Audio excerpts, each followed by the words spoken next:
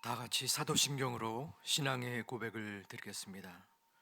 전능하사 천지를 만드신 하나님 아버지를 내가 믿사오며 그 외아들 우리 주 예수 그리스도를 믿사오니 이는 성령으로 잉태하사 동정녀 마리아에게 나시고 본디오 빌라도에게 고난을 받으사 십자가에 못 박혀 죽으시고 장사한 지 사흘 만에 죽은 자 가운데서 다시 살아나시며 하늘에 오르사 전능하신 하나님 우편에 앉아 계시다가 저리로서 산자와 죽은 자를 심판하러 오시리라. 성령을 믿사오며 거룩한 공예와 성도가 서로 교통하는 것과 죄를 사하여 주시는 것과 몸이 다시 사는 것과 영원히 사는 것을 믿사옵나이다. 아멘. 찬송가 183장 183장을 찬양드리겠습니다.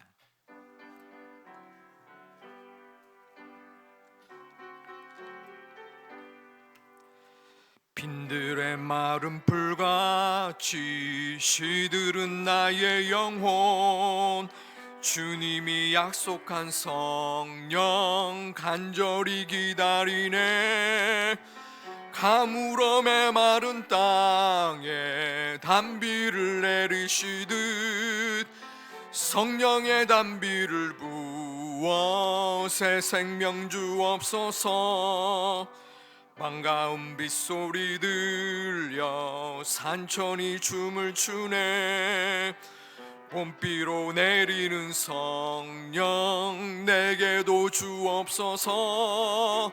가물어 메마른 땅에 단비를 내리시듯 성령의 단비를 부어 새 생명 주옵소서. 철따라 우로를 내려 초목이 무성하니 갈급한 내 심령 위에 성령을 부으소서. 가물어 메마른 땅에 단비를 내리시듯 성령의 단비를 부어 새 생명 주옵소서.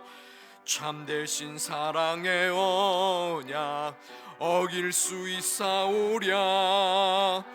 오늘의 흡족한 은혜 주실 줄 믿습니다. 가물어 메마른 땅에 단비를 내리시듯 성령의 단비를 부어 새 생명 주옵소서.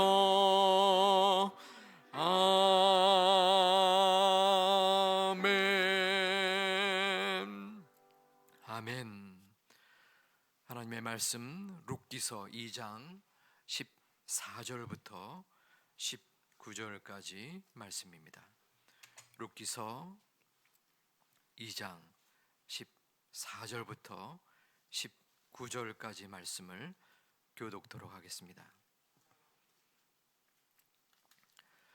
제가 먼저 14절을 봉독합니다.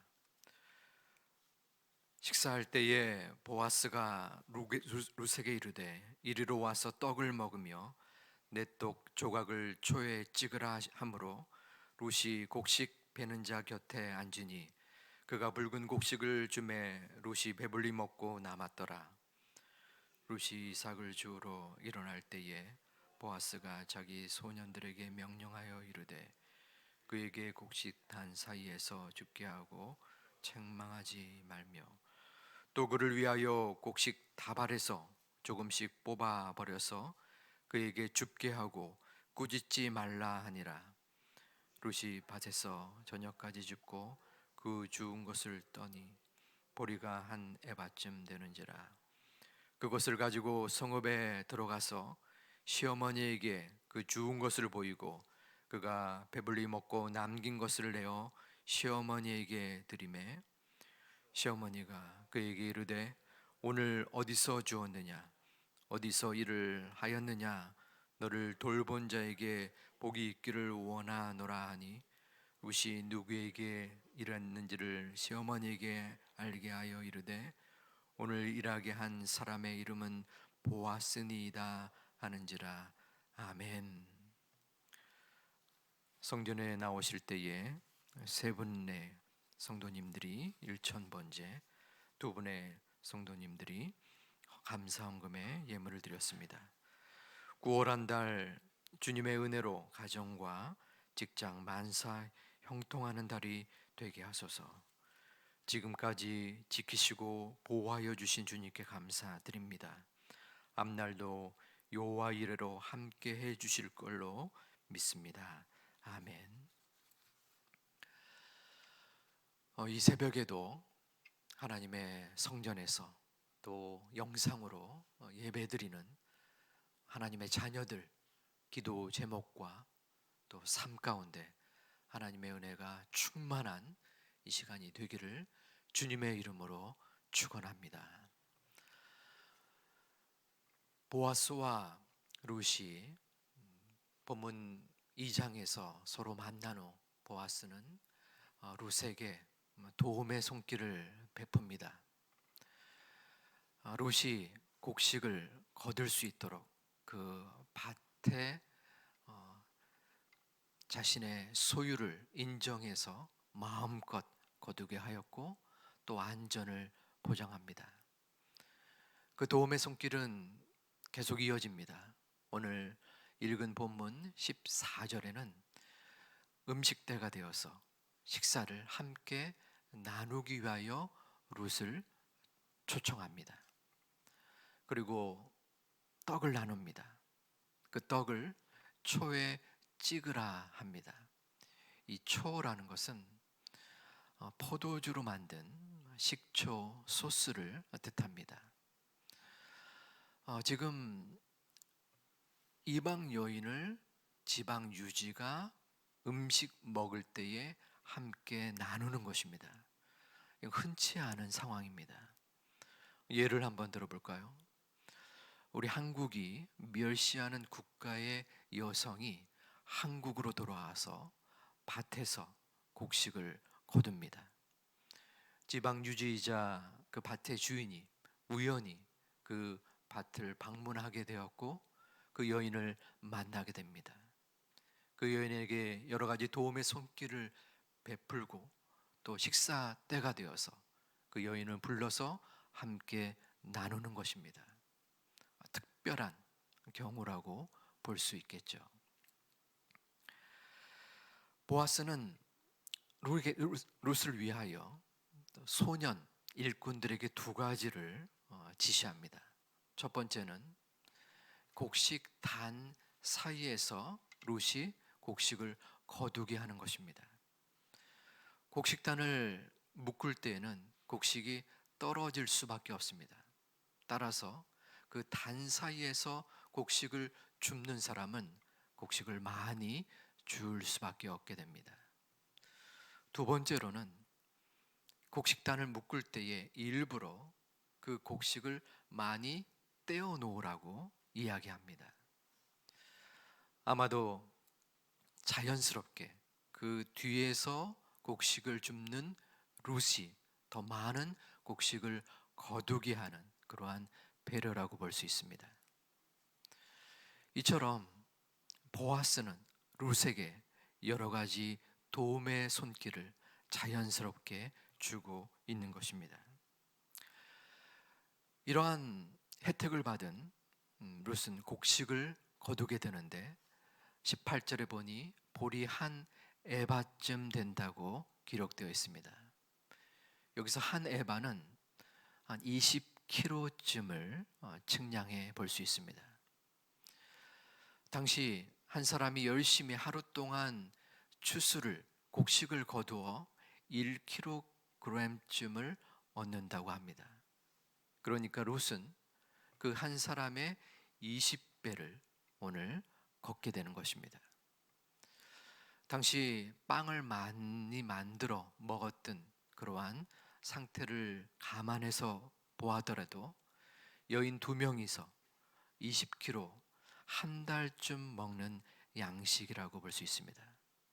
따라서 7주 동안의 보리 추수, 밀 추수의 기간을 살펴볼 때 룻은 7주를 거쳐서 약 4년 동안의 곡식을 걷게 되는 그러한 은혜를 입은 것입니다.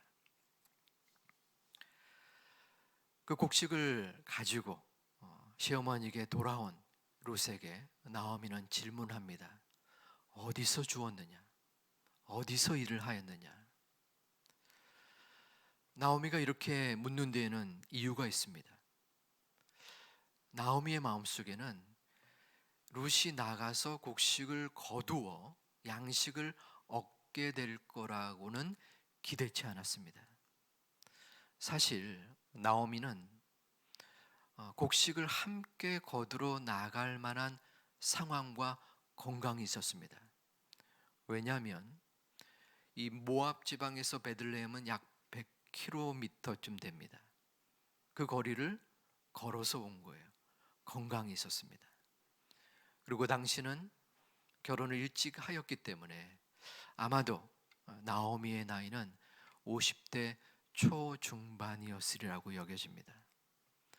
따라서 힘이 없는 여인이 아니라 충분히 며느리와 함께 당장 먹을 것이 없는데 집에 앉아서 며느리만을 곡식을 거두게 한 것은 이해가 되지 않는 상황입니다.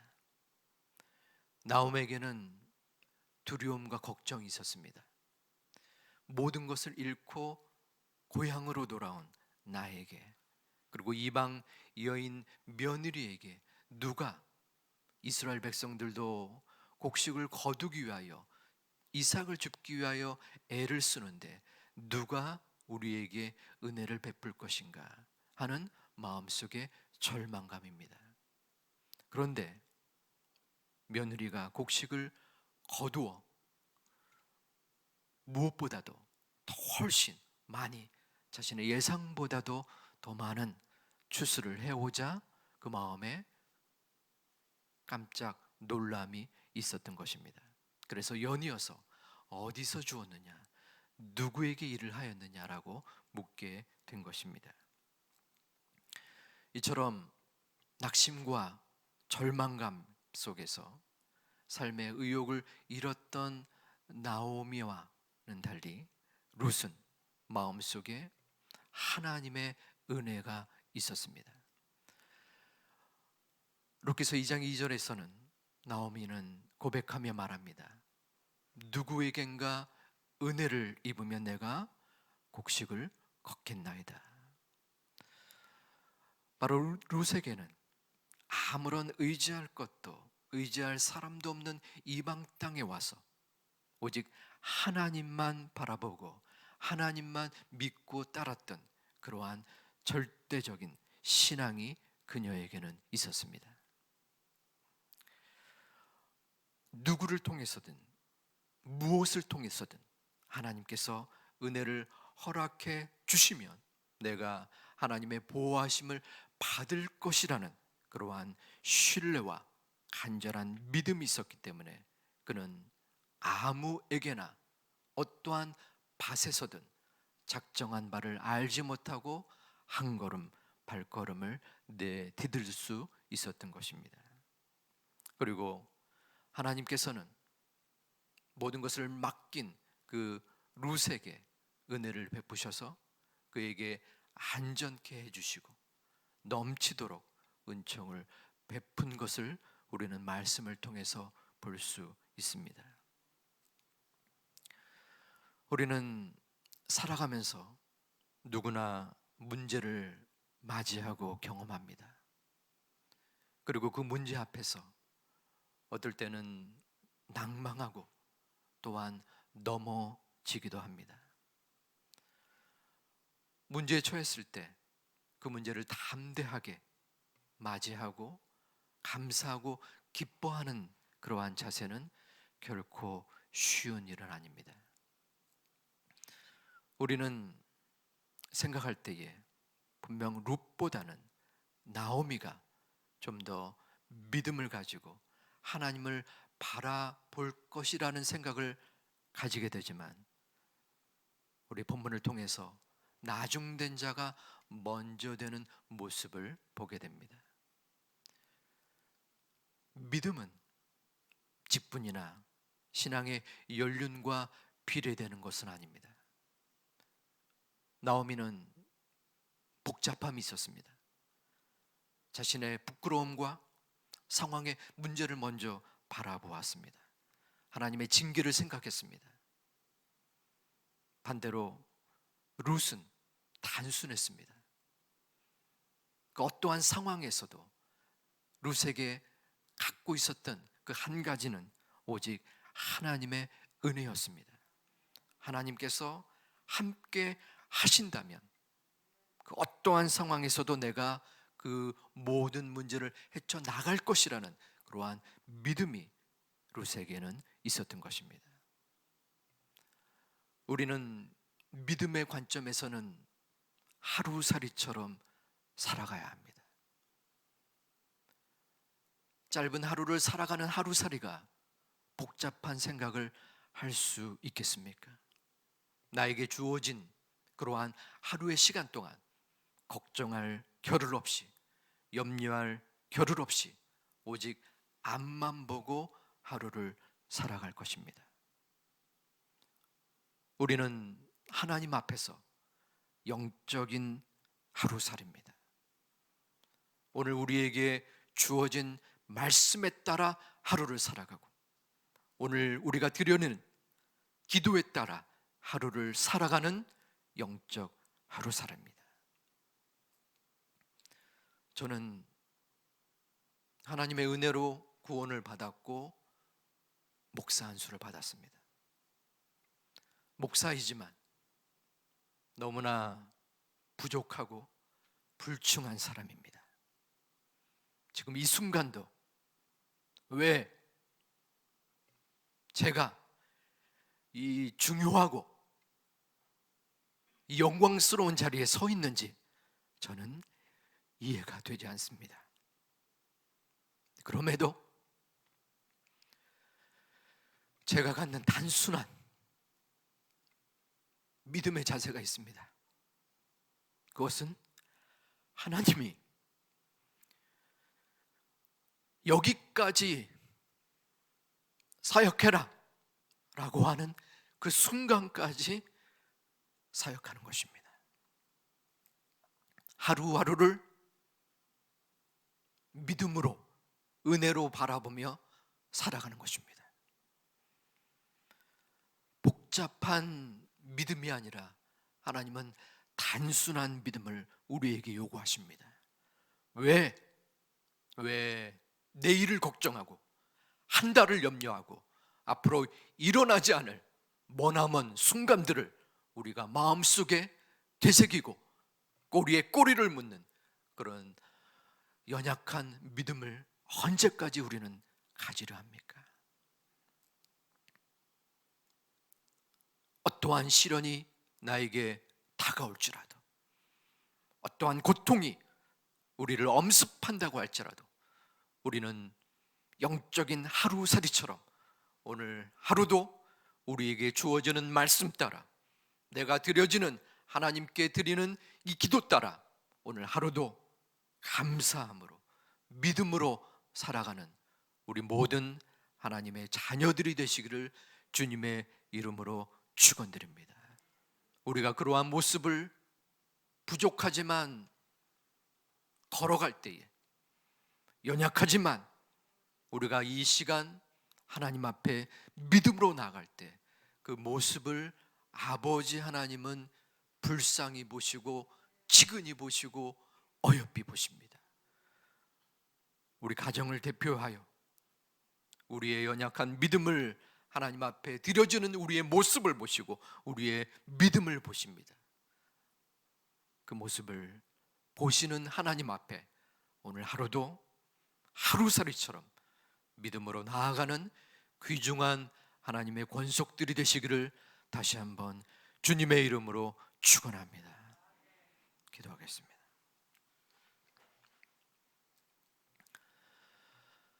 아버지 하나님, 오늘 이 새벽에도 주님 앞에 나올 수 있는 우리의 믿음과 건강과 상황을 주심을 감사를 드립니다. 그러나 주님 앞에 기도를 드리고 하나님을 바라보지만 아직까지 우리의 마음속에는 연약한 하나님께 대한 절대적인 믿음과 신뢰와 신앙이 부족함을 고백하고 회개합니다. 아버지 하나님, 그럼에도 불구하고 주님 앞에 이 시간을 드리고 말씀을 받고 기도하오니 저희를 불쌍히 여겨주시사 주님 앞에 드려지는 우리의 기도에 응답하시고 인도하여 주시옵소서.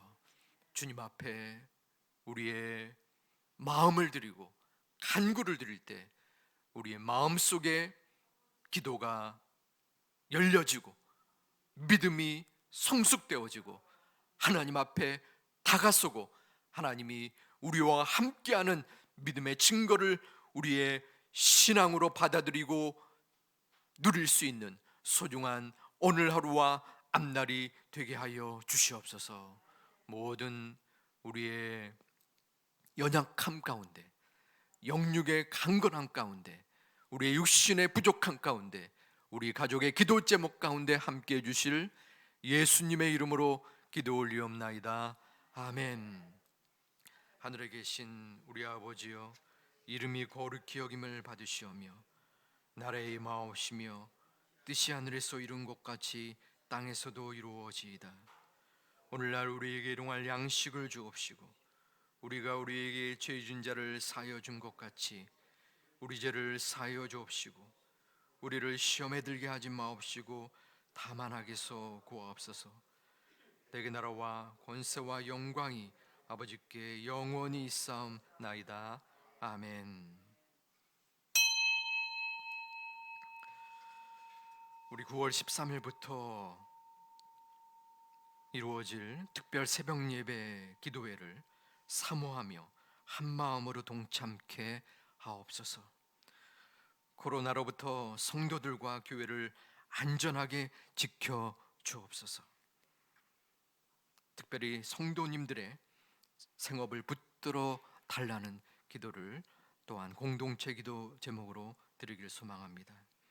가정에서 또한 병원에서 육신의 연약함으로 힘든 분들,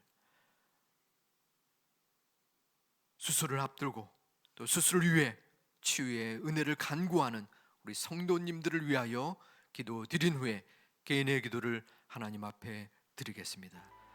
아버지 하나님, 이 시간 우리가 기도합니다. 아버지 하나님, 우리의 부족함을 가지고 연약한 믿음을 가지고